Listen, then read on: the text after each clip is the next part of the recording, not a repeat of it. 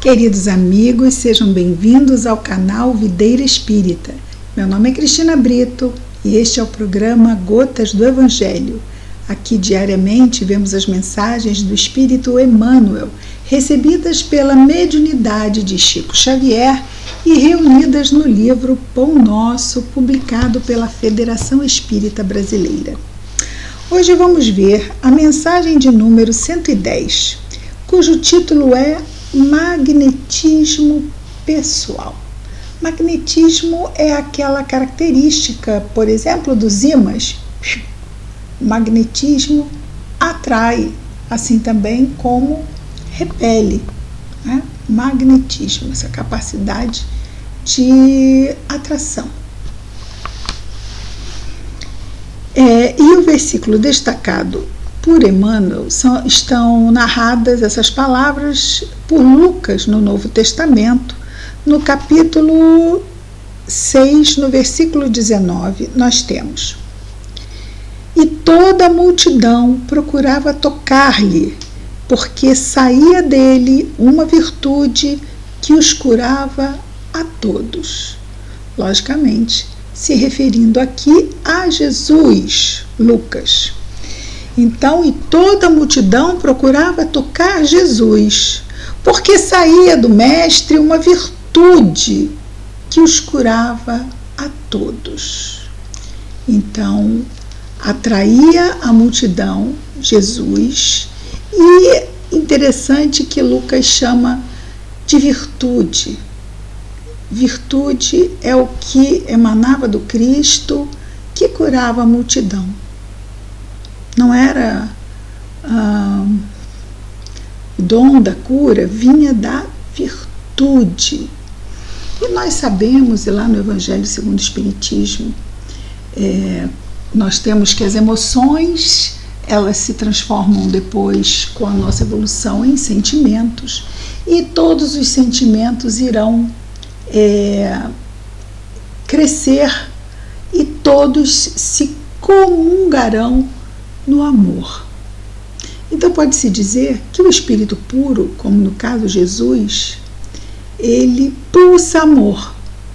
Ele é e ele tem em si o somatório de todas as virtudes em sua plenitude. E isso dá um poder. Um poder não que seja um poder no sentido orgulhoso da declaração, não é? De que ele é mais, mas ele é mais moralmente. Não nos sentimos diminuídos por isso, nem há porquê, porque isso é um fator determinante da lei de progresso. Todos nós passaremos, desde a nossa criação como espíritos simples e ignorantes, por uma fieira de graus até atingirmos a pureza de espírito, que sempre será relativa com relação à pureza absoluta de Deus. Mas Jesus, então, nesse somatório de virtudes que culminam no amor pleno que ele exterioriza, mas naquele momento encarnado entre nós, atraía para si, principalmente, os sofredores. Por quê? Porque ele tinha essa disponibilidade de se doar. Também atraía Jesus uma outra classe de seres humanos, aqueles que o temiam. O temiam, seja porque estava ele ameaçando o seu poderio temporário na terra, como no caso os homens do templo de Jerusalém, como também temiam-no os espíritos inferiores que até a sua chegada se sentiam muito confortáveis dominando a humanidade sombria deste planeta. Mas a luz desceu à terra e tudo começou a mudar. Não houve mais como evitar a realidade de que sim, somos tutelados pelo alto que nos acompanha, nos protege, nos orienta e nos ajuda no nosso progresso fatídico, já que o nosso progresso está secundado por uma lei. Então, definitivamente, ele tem que acontecer. Então, Jesus, exteriorizando a virtude do seu amor pleno, entre outras características deste amor pleno, tinha capacidade de curar. E Emmanuel nos diz o seguinte, relembrando o versículo: e toda a multidão procurava tocar-lhe, porque saía dele uma virtude que os curava a todos. Diz o nosso querido Emmanuel: na atualidade observamos uma pleiade de espiritualistas eminentes, ou seja, pleiade, um grupo, não é? Afinizado, claro, em torno da doutrina a que ele fala espiritualista, ou seja, espiritualistas não necessariamente espíritas, não é? Porque os espíritas são espiritualistas, mas nem todo espiritualista é espírita. Está muito bem explicado isso lá em O Livro dos Espíritos. Então, na atualidade, observamos, diz Emmanuel, toda uma pleiade de espiritualistas eminentes espalhando conceitos relativos ao magnetismo pessoal com tanta estranheza, qual se estivéssemos perante verdadeira novidade do século XIX. É interessante isso. Às vezes vemos alguns, até espíritas, falando agora um novo movimento dentro do movimento espírita para humanizar o movimento espírita. Oi? Humanizar o movimento espírita? Mas o movimento cristão é humanizado desde a chegada de Jesus. Jesus é humanista por excelência. Então é interessante que às vezes nós vemos pessoas, né, seja de que frente for, que querem inventar a roda. Falam de coisas como se fossem novidades. Aqui mesmo, bem nos lembra isso o nosso Emmanuel. Então, com tamanha estranheza, hoje eu estou realmente desafinada, não é? Com tamanha estranheza, qual se estivéssemos perante verdadeira novidade do século XIX. No caso, essa questão do magnetismo, que ainda hoje, não é muito grande esse movimento dos magnetistas. O Kardec era um estudioso do magnetismo e o foi durante 35 anos antes de começar a se dedicar ao estudo que resultou, não é, na doutrina espírita que ele codificou. Então, já no século XIX, o magnetismo era muito conhecido e difundido. Lembremos aqui de Mesmer, não é? Continuando, nosso Emmanuel nos diz: tal serviço de investigação e divulgação dos poderes ocultos do homem representa valioso concurso na obra educativa do presente e do futuro. No entanto, é preciso lembrar que a edificação não é nova, ou seja, esse assunto, esse conteúdo não é novo. Jesus, em sua passagem pelo planeta, foi a sublimação individualizada do magnetismo pessoal, em sua expressão substancialmente divina. As criaturas disputavam-lhe o encanto da presença.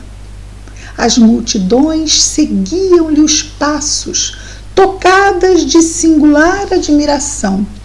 Quase toda a gente buscava tocar-lhe a vestidura.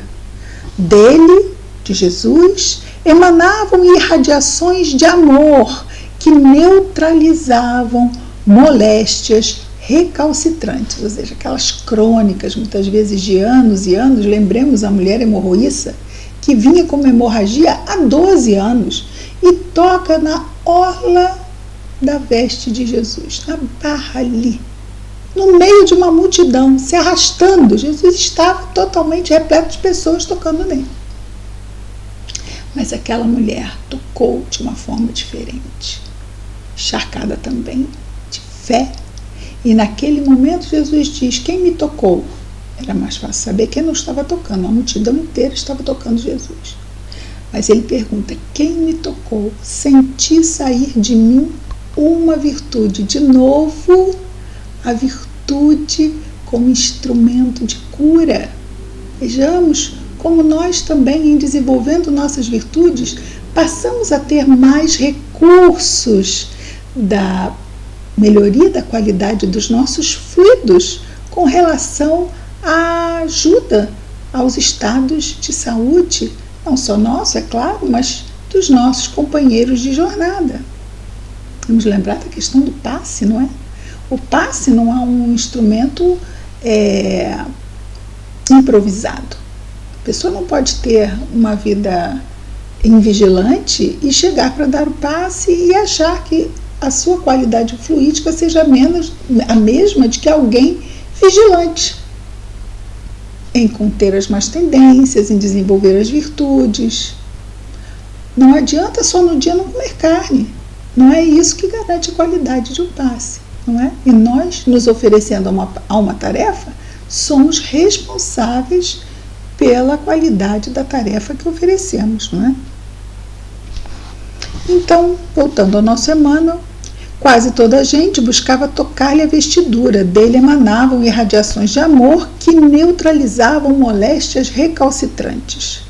Produzia o mestre espontaneamente o clima de paz que alcançava quantos lhe gozavam a companhia. Então ele era aquele refrigério no meio das lutas de uma terra de há 2000 anos atrás, onde garantias individuais, democracia, direitos humanos, justiça passavam muito longe da maioria absoluta de toda a população. Então Jesus era aquele refrigério entre os sofridos da terra que então aqui nos encontrávamos há 2000 anos. Continua Emmanuel. Se pretendes, pois, um caminho mais fácil para a eclosão plena de tuas potencialidades psíquicas, é razoável aproveites a experiência que os orientadores terrestres te oferecem nesse sentido, ou seja, trabalho no bem. Então é nesse trabalho do bem, seja onde quer que ele se encontre, que nós vamos estar trabalhando a melhoria da nossa qualidade fluídica. Mas não te esqueças dos exemplos e das vivas demonstrações de Jesus. Então, é razoável sim que aproveitemos a experiência que os orientadores terrestres nos oferecem. Nesse sentido, não é? De estarmos trabalhando bem e melhorando a nossa qualidade do potencial psíquico. Claro, porque o nosso potencial magnético advém do potencial psíquico. O magnetismo, né? A mente vai reger tudo. E aí é o controle, né? A vigilância e conter as más tendências, seja do pensamento, seja no campo emocional, para que efetivamente a expressão do nosso livre-arbítrio condiga com esses esforços mentais e emocionais e estejamos assim, enfim, desenvolvendo as nossas virtudes. E por fim, Emmanuel conclui nos dizendo: se pretendemos, né? Se intentas atrair, é imprescindível saber amar. Então, se pretendes atrair, é imprescindível saber amar. Se desejas influência legítima na terra, santifica-te pela influência do céu. Muitas pessoas querem a influência na terra, mas aqui Emmanuel fala sobre a influência legítima, a influência verdadeira. A influência verdadeira é aquela que tem uma duração incontável. A influência temporária, transitória, da materialidade, aquela influência que termina ou com o final de uma situação ou do final de uma encarnação, ela não é uma influência legítima no sentido de que não vai conosco embora. Então vamos imaginar que a pessoa teve um poder e esse poder foi exercido de forma déspota, tirana. Acabou aquele tempo, o que ele leva? Leva poder? Leva nada. Leva desgraça para a sua própria consciência. Não é? Então essa influência legítima é aquela que nos constrói um ser humano melhor. E levamos daqui, então, como virtude, porque a influência legítima é resultante da virtude, né? Seja uma influência fluídica, seja uma influência do campo das ideias. Claro que as pessoas perturbadas e no caminho do erro também têm influência, também podem convencer muita gente de muita coisa. Hitler tinha um grande magnetismo pessoal, usado para o mal. Ele desenvolveu o seu magnetismo no mal, na maldade, no erro, no desvio das leis de Deus.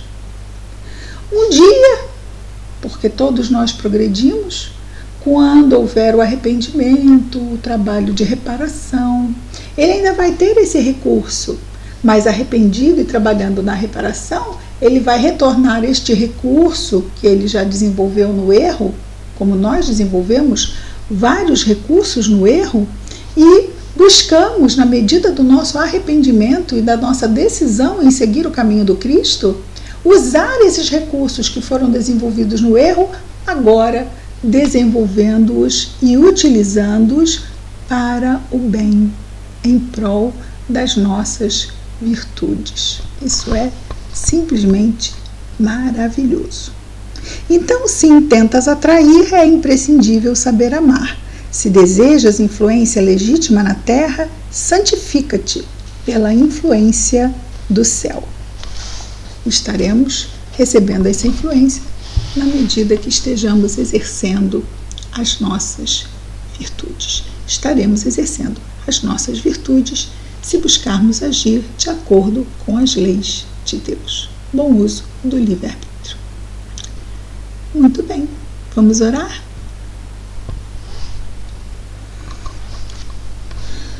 Querido Jesus, Mestre amado, obrigado, Senhor, pela bênção da reencarnação, pela bênção de podermos desenvolver a pouco e pouco as nossas virtudes, a podermos, Senhor, nos arrepender dos nossos erros e repará-los com tanta ajuda e apoio que temos da espiritualidade amiga e daqueles encarnados que nos têm sido grandes companheiros nesta encarnação.